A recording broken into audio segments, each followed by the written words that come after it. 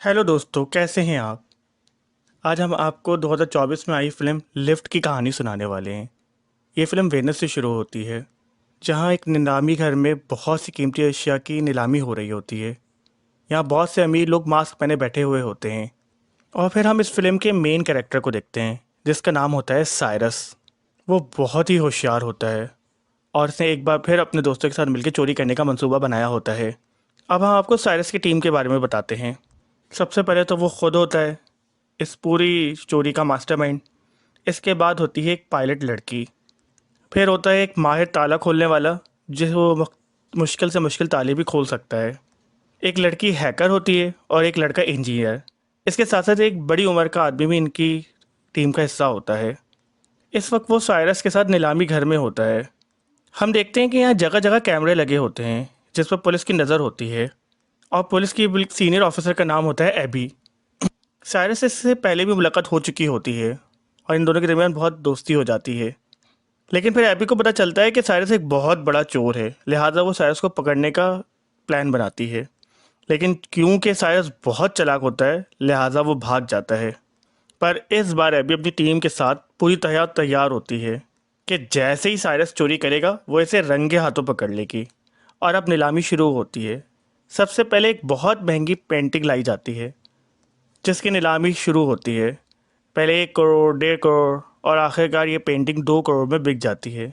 लेकिन फिर हम देखते हैं कि साइरस और उसके साथी इस पेंटिंग को कस्टमर तक पहुंचने से पहले ही चोरी कर लेते हैं और साथ ही इस 2 करोड़ की पेंटिंग को ब्लैक मार्केट में बेच भी देते हैं। इसके बाद सबसे ख़ास किस्म की चीज़ का वक्त आता है, जिसका नाम होता है NFT। क्योंकि इसे बनाने वाला शख्स अपनी शनाख्त नहीं दिखाना चाहता था, इसलिए वो अपने चेहरे पर मास्क लगाया हुआ होता है। इस NFT में तकरीबन 200 कैमरे लगे हुए होते हैं, जो वीडियो रिकॉर्ड करते हैं और बहुत अच्छी वीडियो एडिटिंग भी करते हैं। अब नीलामी शुरू होती है। कोई 1.5 करोड़ की बोली लगाता है, कोई 2.2 की, और आखिरकार 2.5 करोड़ की बोली लगती है। पर जैसे ही 2.5 करोड़ की बोली लगती है, यहाँ हैकर एक बटन दबाती है और कहती है लिफ्ट, और वहाँ की तमाम लाइट्स बंद हो जाती हैं और धमाके होना शुरू हो जाते हैं और हर तरफ हलचल महल जाती है। अब जहाँ अमीर लोग भागने का सोचते हैं, वहाँ साइरस अपना काम करना शुरू करता है। असल में ये 2.5 करोड़ की बोली साइरस ने ही लगाई होती है, इसीलिए अब वह NFT के क्रिएटर के पास जाता है और उसे कहता है कि आप मेरे अड्डे आएँ, हम वही NFT ले जाएंगे और आपको पैसे भी दे देंगे। एबी ऊपर से बैठ के ये तमाम बातें देख रही होती है, लेकिन साइरस और उसकी टीम वहाँ से भागने में कामयाब हो जाते हैं। एबी और उसकी टीम इनका पीछा करती है। साइरस और उसके लोग स्पीड बोट पर बैठते हैं और पुलिस को बेवकूफ़ बना के समंदर के बिल्कुल बीच में आ जाते हैं। यहाँ इन्होंने समंदर में रुकावटें खड़ी करी होती हैं, जिसमें पुलिस फंस जाती है और साइरस और उसके लोग यहाँ से निकलने में कामयाब हो जाते हैं। फिर ये लोग अपने ठिकाने में आते हैं, जो कि एक पानी का जहाज़ होता है, और NFT को चुराने की खुशी में ये लोग यहाँ पार्टी करते हैं। फिर हम देखते हैं कि एबी अभी भी इन लोगों की इन्वेस्टिगेशन कर रही थी। वो नीलामी में आने वाले लोगों की वीडियो देखती है और वो देखती है कि साइरस का एक साथी अभी भी नीलामी घर में मौजूद है, इसलिए वो लोग इसे पकड़ लेते हैं। यहाँ हमें ये पता चलता है कि जब इन लोगों ने NFT को चुराया तो ब्लैक मार्केट में इसकी कीमत बढ़ने लगी। पहले 3, फिर 4.5, फिर 5 और आखिरकार इसकी कीमत 8 करोड़ हो गई। लेकिन इस NFT को स्टार्ट करने के लिए इन्हें इसके क्रिएटर की ज़रूरत थी, लिहाजा ये लोग क्रिएटर को भी अपने साथ ले आए थे। फिर साइरस इसके क्रिएटर से बात करता है और उसे समझाता है कि आपका NFT बाजार में सिर्फ 2.5 करोड़ का बिक रहा था, अब चोरी की वजह से इसकी ब्लैक मार्केट में 8 करोड़ कीमत हो गई है। क्या आपको लगता है कि हमने आपको इस तरह अगवा किया है? हम तो बल्कि आपको भी इसका मुनाफा देना चाहते हैं, इससे हम दोनों को फ़ायदा होगा। और वो मान जाता है, लिहाजा फिर ये लोग पार्टी करते हैं। फिर सीन एबी के पास आता है, जहां हम देखते हैं कि साइरस की टीम का बंदा एबी के सामने बैठा हुआ होता है और तमाम सवालों के उल्टे जवाब दे रहा होता है। एबी कहती है, मैं तुम्हें जेल में डाल दूंगी और तुम्हारी सच्चाई सबके सामने ले आऊँगी। बेहतर होगा कि तुम हमें अपनी टीम के बारे में सब कुछ सच सच बता दो। फिर वो कहता है कि मेरी टीम इस वक्त लंदन में है, अगर तुम इन्हें पकड़ना चाहती हो तो तुम मेरे साथ वहाँ चलो। यही वजह है कि एबी अपने साथियों के साथ लंदन पुलिस डिपार्टमेंट जाती है। यहाँ इसकी मुलाकात एक और ऑफिसर से होती है, जैसे बताता है कि मुझे खुफिया तौर पर पता चला है कि सबसे बड़े माफिया, जिसका नाम लार्स है, इसने हाल ही में मार्केट के शेयर्स में गड़बड़ की है। जिसकी वजह से कीमतें ऊपर और नीचे होने से इसे काफ़ी फ़ायदा हुआ है। लेकिन शेयर्स में ये रद्दोबदल उसने मार्केट में ऊपर नीचे करने के बजाय इसने एक डैम को का पानी पूरे शहर में छोड़ दिया, जिसकी वजह से शहर में सैलाब आ गया और बहुत से घर डूब गए और बहुत से लोग जान से चले गए। तो इस वजह से मार्केट में शेयर्स के दाम गिरने लगे और कुछ के बढ़ने लगे, जिससे लार्ड्स को बहुत फ़ायदा हुआ। अब वो ये काम इस शहर में भी करने वाला है।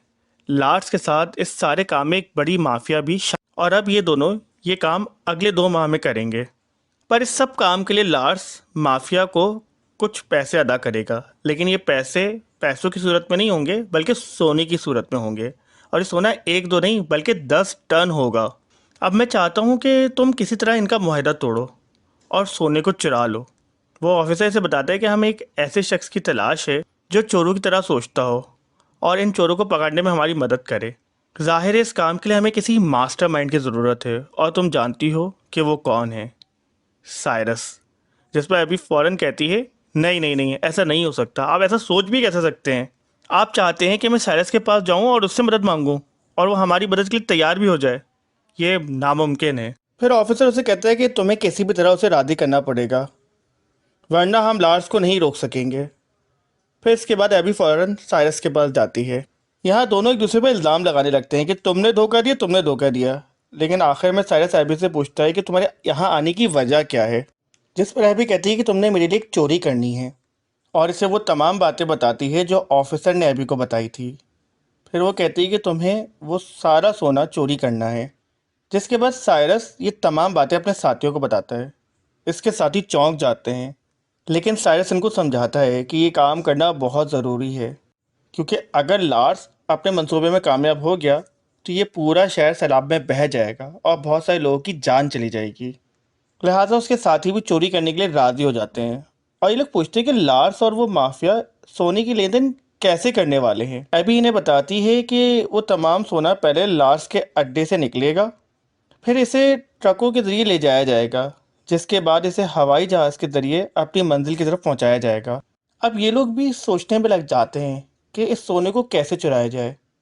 यहाँ हैकर इन्हें एक आइडिया देती है कि अगर हम एक ऐसा जहाज़ बनाएं जो बिल्कुल उस जहाज़ जैसा दिखता हो जिस जहाज़ से सोना ट्रांसफ़र होना है, तो हमें चोरी करना आसान हो जाएगा। लेकिन सवाल ये था कि ऐसा जहाज़ आएगा कहाँ से? इस पर साइरस उसे बताता है कि नीलाम घर में मेरी मुलाकात एक अमीर लड़के से हुई थी। वो जहाज़ की ख़रीदो फ़रोख्त का काम करता है और इसके पास एक ऐसा जहाज़ भी मौजूद है जो थोड़ा बहुत लार्स के जहाज़ जैसा लगता है। बाकी हम वो देख लेंगे। अब ये सब लोग उस जहाज़ डीलर के पास जाते हैं, जो इन्हें वही शानदार जहाज़ दिखाता है। ये बहुत ही खूबसूरत जहाज़ होता है, लेकिन इसे उड़ाना मना होता है, लिहाजा डीलर इसे बेचने से मना कर देता है। लेकिन एबी उसे बोलती है कि मैं पुलिस वाली हूँ, ऐसा तैयारा रखना वैसे भी गैर कानूनी है और अगर तुम हमें नहीं दोगे तो तुम्हें जेल जाना पड़ेगा। जिस पर वो बिला आखिर राज़ी हो जाता है। अब इनको जहाज़ मिल गया था। इनका बड़ा चैलेंज अब इसको चेंज करना था और ये बात इंश्योर करना था कि जब ये जहाज़ उड़ रहा हो तो ये रडार पर ट्रैक ना हो, जिसके लिए इन्हें पीएसआई डिवाइस बनाना थी। जिससे होगा ये कि हवा में उड़ तो 2 जहाज़ रहे होंगे, लेकिन रडार में सिर्फ एक जहाज़ नज़र आएगा। पर यहाँ एक मसला था कि जब तक ये पीएसआई डिवाइस स्टार्ट नहीं होगी, रडार में 2 जहाज़ नज़र आएंगे। लिहाजा इन्हें हेड क्वार्टर में एक ख़ास आदमी चाहिए था जो ये सब कुछ संभाल ले। एबी कहती है कि मैं एयरपोर्ट पर एक ऑफिसर को जानती हूँ जो मेरा दोस्त है। वो हेड क्वार्टर में होता है और वो हमारा ये काम कर देगा। इसलिए अब ये लोग उस ऑफिसर से मिलते हैं और उसे सब कुछ बताते हैं, जिस पर वो साफ इनकार कर देता है कि मैं ये काम नहीं करूँगा क्योंकि इसमें चोरी शामिल है। फिर साइरस इसे कहता है कि मैं तुम्हें इस काम के बदले $10 लाख दूंगा, जिस पर वो ऑफिसर फौरी राज़ी हो जाता है। तो फिर पूरी टीम अपना काम शुरू कर देती है और फिर इस जहाज़ को पेंट किया जाता है ताकि ये बिल्कुल उस जहाज़ के जैसा नज़र आए। जिसके बाद हैकर पीएसआई मशीन बनाती है जो जिंक सिग्नल्स में हेरा फेरी करेगी। लेकिन इस डिवाइस का साइज़ बहुत बड़ा होता है और ये किसी बम की तरह लग रहा होता है, तो ये लोग इसे जहाज़ में तो लेकर नहीं जा सकते थे। यही वजह है कि एबी हैकर को कहती है कि तुम इस पीएसआई मशीन के छोटे छोटे पुर्जे बनाओ जो हर मेंबर अपने साथ लेके जाएगा और जहाज़ में जाके हम इसे असेंबल कर लेंगे। लिहाजा हैकर काफ़ी मेहनत के बाद इस पीएसआई मशीन के छोटे छोटे पुर्जे बनाती है जिसके बाद वो दिन भी आ जाता है जिस दिन इन लोगों को चोरी करनी थी। अब ये लोग सारे जहाज़ में फैल जाते हैं। इसके लिए ये लोग 3 टिकट इकनॉमी के और 2 टिकट बिजनेस क्लास के लेते हैं। जबकि दूसरी तरफ हम देखते हैं कि सोने को जहाज़ के सबसे नीचे वाले कंपार्टमेंट में रखा जाता है। लेकिन ऐन आखिरी वक्त पे इनका एक साथी माफिया के डर से चोरी करने से इनकार कर देता है। इसलिए अब एबी उसके हिस्से का काम करती है। इसके बाद ये पूरी टीम चोरी करने के लिए तैयार हो जाती है और हैकर तमाम काम कैमरे हैक कर लेती है ताकि हर चीज़ पर नज़र रखा जा सके। फिर हम देखते हैं कि लॉक मास्टर बाथरूम में जाके पीएसआई मशीन भी लगा देता है। इसके बाद एबी बाथरूम में जाती है और वहाँ जाके पीएसआई मशीन जोड़ना शुरू कर देती है। लेकिन इस दौरान जहाज़ में एक झटका लगता है जिससे मशीन नीचे गिर जाती है और टूट जाती है और इस मशीन के बहुत सारे टुकड़े हो जाते हैं, जिसकी वजह से एबी बहुत परेशान हो जाती है क्योंकि इसे किसी ना किसी तरह इस मशीन को यहाँ इंस्टॉल करना था। और फिर हम देखते हैं कि गुंडा भी इसी वॉशरूम की तरफ आ रहा होता है और अगर अगर वो ये देख लेता तो फिर इनका सारा मंसूबा बर्बाद हो जाता। लेकिन सही वक्त पर साइरस आकर संभाल लेता है और अब दोनों मिलकर इस मशीन को जोड़ते हैं और वहाँ इंस्टॉल कर देते हैं। फिर दूसरी तरफ हम देखते हैं कि इनकी टीम की पायलट दूसरा जहाज़ उड़ाकर इस बड़े जहाज़ के नीचे ले आती है और वो पीएसआई के स्टार्ट होने का इंतज़ार करती है। इस दौरान हम देखते हैं कि रडार पे 2 जहाज़ नज़र आ रहे होते हैं और हेडक्वार्टर में मौजूद एक ऑफिसर ये देख लेती है और वो एबी का साथ देने वाले ऑफिसर को कहती है कि हमें फ़ौरन अपने सीनियर्स को ये बात बतानी चाहिए। लेकिन एबी का दोस्त उसे कहते हैं अरे ये एक मामूली ख़राबी होगी, 2-3 मिनट में ठीक हो जाएगा, और वो उससे अपनी बातों में उलझा देता है। और इस दौरान पीएसआई भी स्टार्ट हो जाता है और दोनों जहाज़ों का एक ही सिग्नल मिलने लगता है, जिसकी वजह से अब रडार में सिर्फ एक ही जहाज़ नज़र आता है। लिहाजा एबी का दोस्त ऑफिसर को कहता है देखो मैंने कहा था ना कि कोई ख़राबी होगी, देखो सही हो गया, अब रडार पे सिर्फ एक ही जहाज़ नज़र आ रहा है। दूसरी तरफ हम देखते हैं कि लॉक मास्टर जहाज़ के नीचे जाता है जहाँ सोने की सेफ मौजूद। वो अपनी हाईटेक मशीन से सेफ को खोलने की कोशिश करता है, लेकिन इस दौरान गुंडों को शक हो जाता है। इसलिए लार्स के गुंडे भी वहाँ जाने का सोचते हैं, पर साइरस को इस बात की खबर हो जाती है। वो इन्हें रोकता है, जिसकी वजह से साइरस और इन गुंडों के दरमियान लड़ाई शुरू हो जाती है। इनमें बहुत ज़बरदस्त लड़ाई होती है और वो चलते हुए जहाज़ में लड़ रहे होते हैं, जिससे जहाज़ में झटके महसूस होते हैं। जहाज़ का पायलट फ़ौरन हेडक्वार्टर में इन्फॉर्म करता है कि जहाज़ में कुछ गड़बड़ है। तब एबी का साथी ऑफिसर से कहता है कि मौसम ख़राब है तो मैं अपने जहाज़ को लैंड कराना पड़ेगा, और वो पायलट को साथ ही एक अड्डे पे जहाज़ को लैंड कराने का बोलता है। लिहाजा पायलट इसकी बात सुनकर जहाज़ को लैंड कराना शुरू करता है, लेकिन ये जगह बहुत छोटी होती है। जहाज़ को लैंड करने में काफ़ी मुश्किलात का सामना करना पड़ता है, लेकिन फिर भी पायलट किसी तरह इस जहाज़ को लैंड कराने में कामयाब हो जाता है। लिहाजा साइरस की पायलट भी अब जहाज़ को वहीं लैंड कराती है। लेकिन लार्स को भी सब चीज़ों के बारे में पता चल जाता है कि हमारा जहाज़ हाईजैक हो गया है। इसे जहां उतरना था वहां उतरने की बजाय इसे कहीं और उतारा गया है।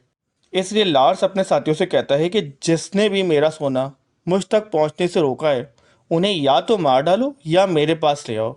दूसरी तरफ हम देखते हैं कि लॉक मास्टर साइरस को कहता है कि सॉरी यार, मुझसे ये सोना वक्त पर चोरी नहीं हो सका और अब ये सोना गुंडों के पास चला जाएगा और वहाँ से माफिया के पास।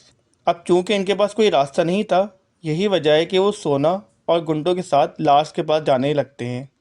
दूसरी तरफ हम देखते हैं कि माफिया को भी पता चल जाता है कि जिस जहाज़ के ज़रिए सोना आ रहा था इसे हाईजैक कर लिया गया है। लेकिन लार्स उसे बताता है कि मेरे गुंडों ने सूरत हाल पर काबू पा लिया है और वो लोग सोना मेरी तरफ लेकर आ रहे हैं। माफिया ये चाहती थी कि किसी ना किसी तरह ये डील हो जाए और आज ही डील फाइनल हो जाए। तो सिर्फ हम देखते हैं कि जहाज़ में अभी तक लड़ाई चल रही थी, जिसकी वजह से पीएसआई के तमाम हिस्से ख़राब हो जाते हैं और दोबारा से हेडक्वार्टर में रडार पर 2 जहाज़ दिखाई दे रहे होते हैं। लिहाजा हेडक्वार्टर का अमला लड़ाका तैयारों को इनके पीछे भेजता है। लेकिन यहाँ साइरस और पायलट अपने दिमाग का इस्तेमाल करते हैं और वो जहाज़ को उल्टा करके लिखते हैं कि इसमें लोग मौजूद हैं, लिहाजा हमला ना करें। इसलिए फ़िलहाल वो लड़ाका तैयारी इन पर हमला नहीं करते, लेकिन इनको फॉलो करना शुरू कर देते हैं ताकि जब ये तैयारा लैंड करे तो पुलिस वहाँ पर पहुँच जाए और तमाम मामले को हैंडल कर ले। जिसके बाद अभी तैयारे लॉर्ड्स के महल पर उतरते हैं और जैसे ही ये जहाज़ उतरते हैं सारा सोना बाहर गिर जाता है। ये देखकर माफिया लॉर्ड्स से कहती है कि अब ये सारा सोना मैं ले लूँगी और इसके साथ ही हमारी डील यहाँ कैंसिल होती है। ये कहकर वो यहाँ से जाने लगती है, लेकिन लार्स गुस्से में उसे गोली मारकर मार डालता है। फिर हम देखते हैं कि पुलिस भी इस जहाज़ का पीछा करते हुए यहाँ आ जाती है और इनको चारों अतराफ से घेर लेती है। जैसे ही ये लोग लार्स को पकड़ते हैं, वो कहता है ये मेरा अपना घर है और ये चोर इस माफिया औरत से डील करने यहाँ आए थे। ये लोग अगर असल मुजरिम हैं, इन्होंने इस माफिया औरत को मारा है, तो आप इन्हें ले जाएं। लेकिन यहाँ साइरस अपना दिमाग इस्तेमाल करता है। वो हवाई जहाज़ की एलईडी स्क्रीन पर एनएफटी की रिकॉर्डिंग के जरिए पुलिस को दिखाता है कि असल मुजरिम तो लार्स है। इसने खातून माफिया के साथ सोने का सौदा किया था और ये पूरे शहर को तबाह करना चाहता था। इसलिए पुलिस लार्स को गिरफ्तार कर लेती है और फिर वो पुलिस को बताते हैं कि एबी और लंदन का वो ऑफिसर भी हमारे मिशन में शामिल हैं। हमारा मकसद तो इस डील को रोकना था जो लार्स और माफिया आपस में कर रहे थे।